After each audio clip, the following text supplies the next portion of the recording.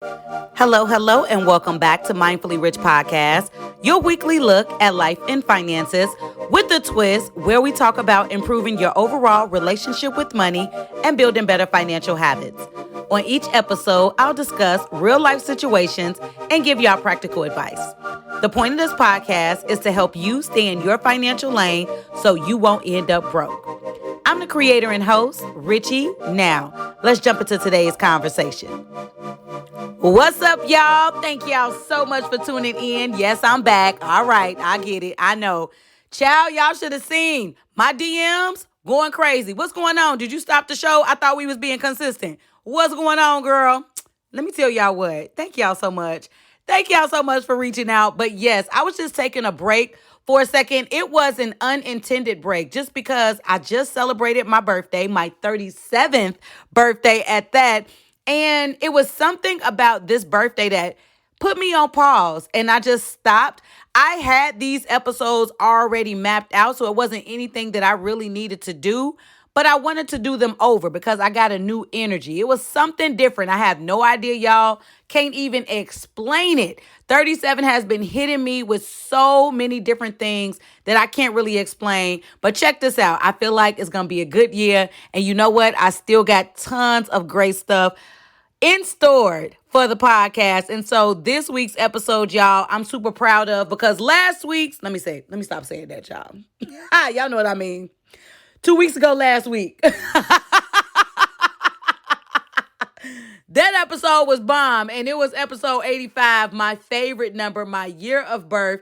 That episode was everything to me. Like, I didn't even think that I could top it. So I'm just going to try today, okay? So if you haven't listened to that episode, make sure you go on back and you check that one out after you finish with today's 2 episodes. That's right, you heard me right. I am dropping 2 episodes. So after this one, you have another one, and then go back and listen to 85 if you haven't listened to that conversation yet. It was super dope. All right, I don't want to get away with what I'm supposed to be doing. I had to write notes because I wanted to make sure that I kept up with today's episode. All right, and so y'all know for 2022, I started off the year talking about the deep topic of setting money boundaries. I truly believe and I am a fan of setting boundaries in your life. Now, this hasn't always been something that has come easy to me, but it came. I was able to establish these boundaries that I'm talking to y'all about, and I'm hoping that after you hear them, you're able to figure out where you're able to place these in your own life. So let's go ahead and move into the Let's Talk About Money segment.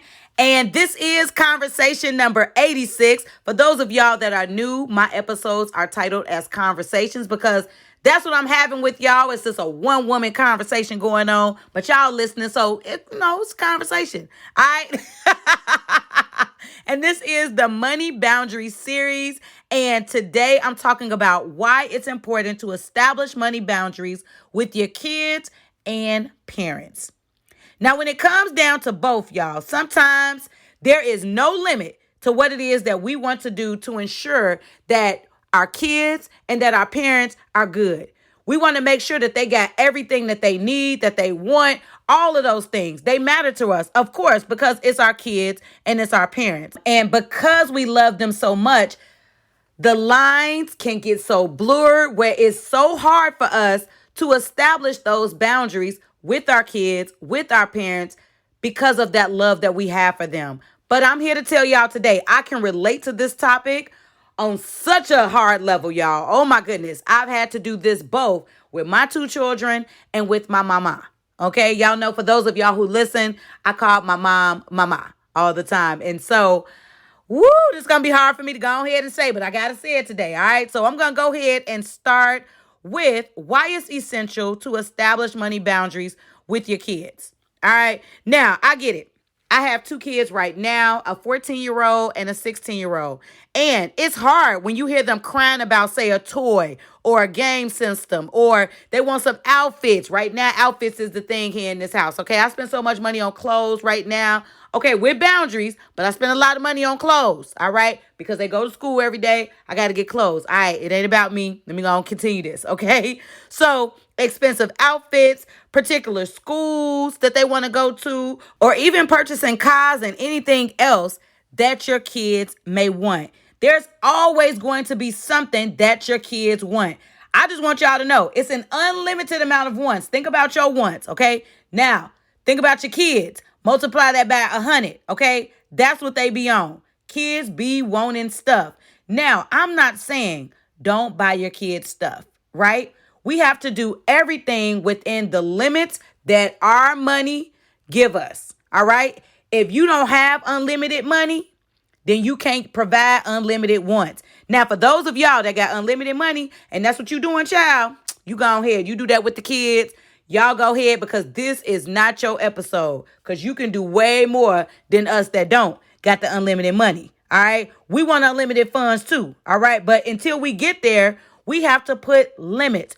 We have to make sure that we have boundaries in place for our kids. And I get it. As parents, we have to make sure that we separate our childhoods from our children's childhoods. And what I mean by that is, I don't know if this is me projecting what I go through on y'all, but hear me out. I project my childhood on my kids all the time. I want to give them so much more because I didn't have that, right? I think because I didn't grow up having the new shoes or the new clothes or the new toys or the new game systems, all of those things that they supposed to get it. But that comes with limits, because this is the thing. You don't want to overspoil them too, where now they don't appreciate nothing. So boundaries are important for two reasons: for your money and to ensure that you have some type of value system going on of appreciation for the things that you are getting, right? Because if they get every single thing that they want, what are you really teaching? What is the lesson in that, right? Not saying that everything has to be a lesson, but what are they working for? What are the things that you say no to if it's always just get them whatever they want, right?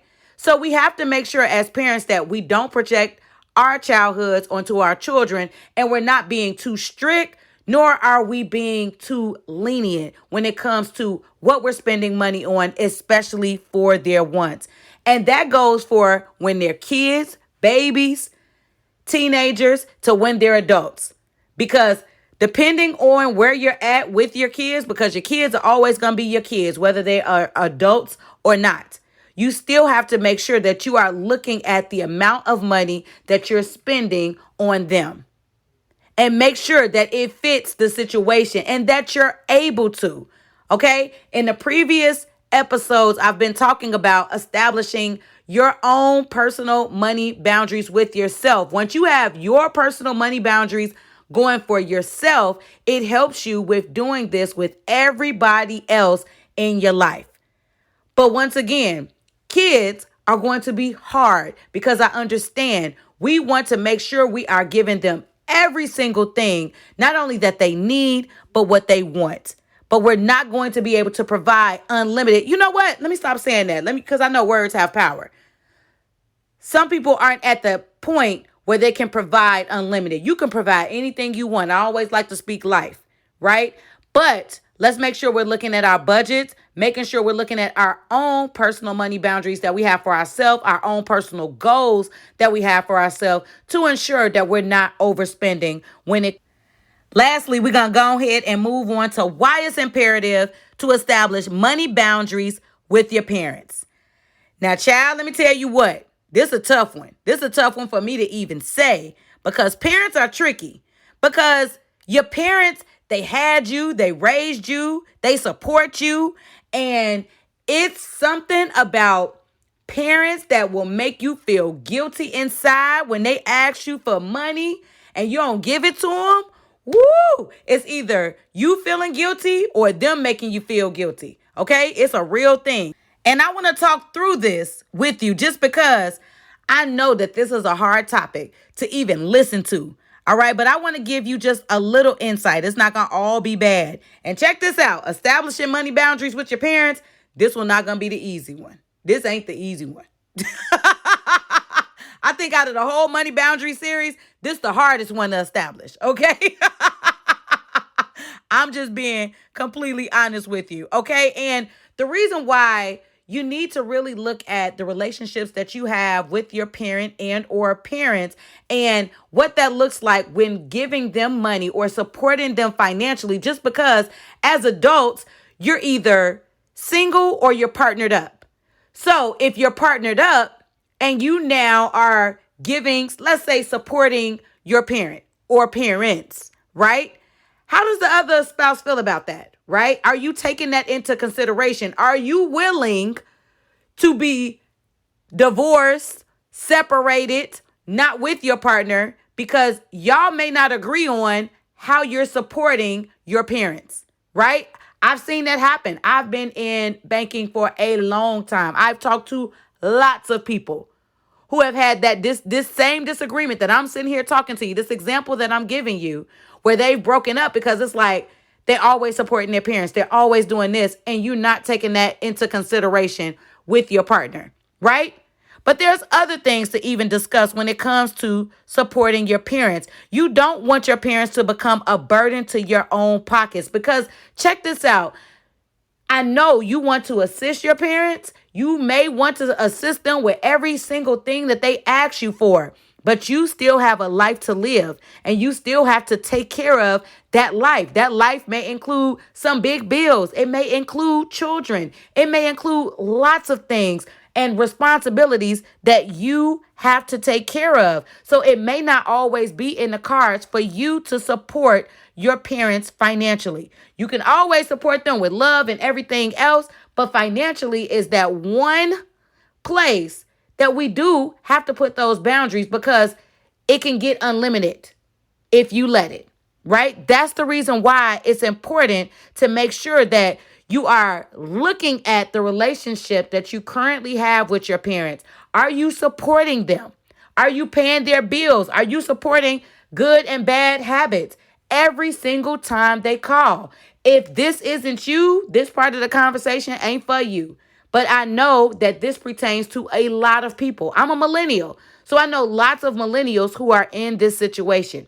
I know lots of other generation, right, that are in this same situation with their parents. Okay? And so that's the reason why I wanted to talk about it, because it's not an easy talk. It's not an easy conversation to even listen to, nor to have with your parents, because you want to make sure that they straight, that they good, they got every single thing that they need, because they raised you. They supported you, got you to the place of where you at. So of course, you want to make sure that they are able to live, that they're able to do the things that they not only need to do, but that they want to do. But I want to make sure that you are hearing me out and hearing exactly what I'm saying.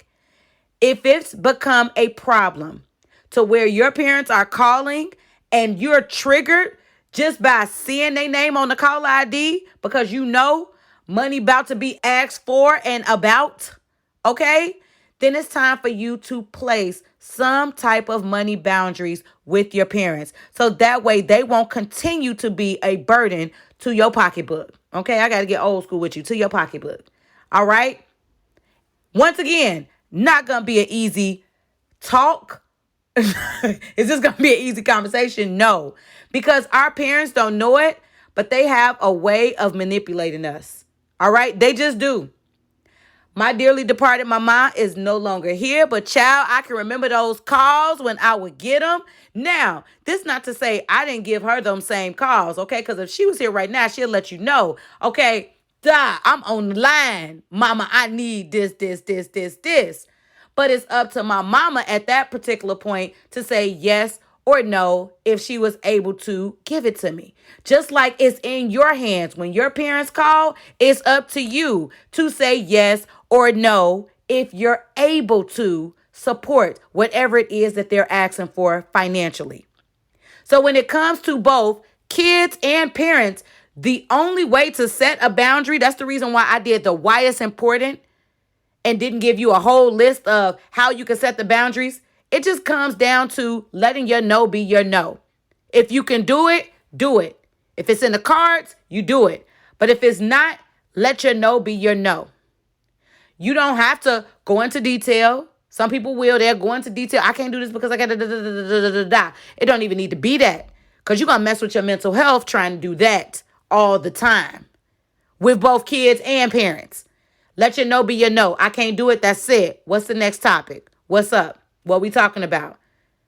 And if they mad, let them be mad for a little while. Y'all still family. At the end of the day, that's what I had to learn. When I had to say no, when I didn't have it, I had to let my no be my no and understand this is still my mama at the end of the day.